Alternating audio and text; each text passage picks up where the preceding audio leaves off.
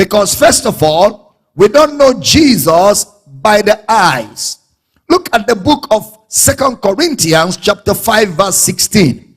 Wherefore, henceforth, know we no man after the flesh. Yea, though we have known Christ after the flesh, yet now henceforth know we him no more. Now, what's the meaning of the word henceforth? Henceforth means from now going forward. We do not know Christ after the flesh. It says, for once we knew him after the flesh. So question, where did we know Christ after the flesh? We knew Christ after the flesh in the incarnation or in the four gospels.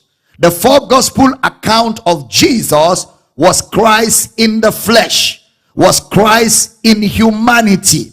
We knew him after the flesh. But now after the resurrection in the epistles, we know him not after the flesh. And you know, it's funny how that sometimes you come across people that carry the picture of one guy called Pauline, an actor in Hollywood, and they call that Jesus. And the man many times have made a disclaimer that I am not Jesus, please. I'm just a poor actor acting to make money. I am not Jesus. Listen carefully. Nobody has ever seen the picture of Jesus. No human being. Archaeologists don't have the picture.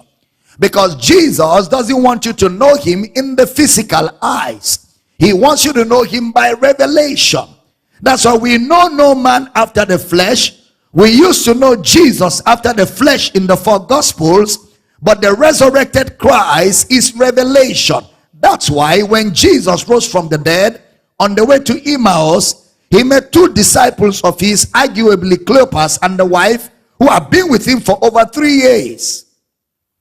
Upon his resurrection, when he met them, and they were discussing about the events of the past 3 days, and he said to them, gentlemen, what are you guys talking about? And they said to Jesus, are you a stranger in town? They were rebuking Jesus, and they were preaching Jesus to Jesus, but they didn't know who Jesus was. Why? Henceforth, know we no man after the flesh.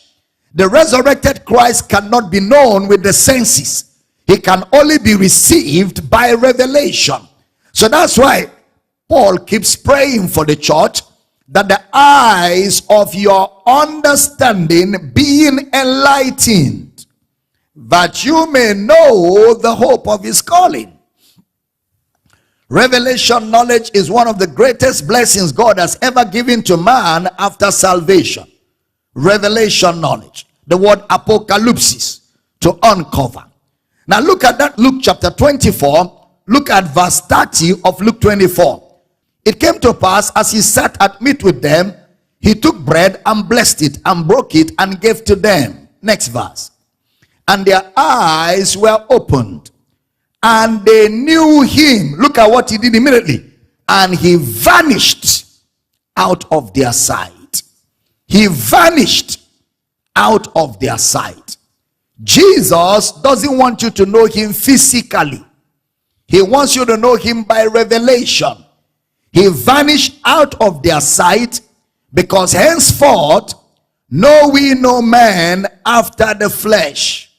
So you can't know Jesus by physical looks. He has to be revealed to your spirit by the scriptures or by the written word through the power of the Holy Spirit.